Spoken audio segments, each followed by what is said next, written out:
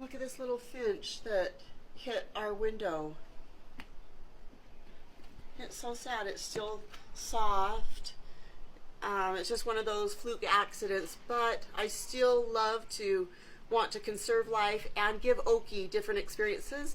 So instead of throwing this away, we're gonna go give it to Oaky the owl and see what he does when he sees something different.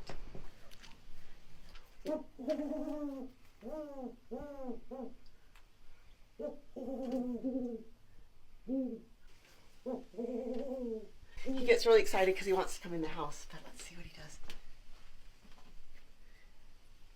Now keep in mind, the owls do not digest the feathers, bones, and fur. They always eat head first.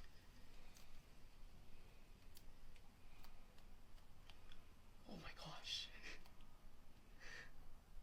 He didn't even pluck off any of the feathers.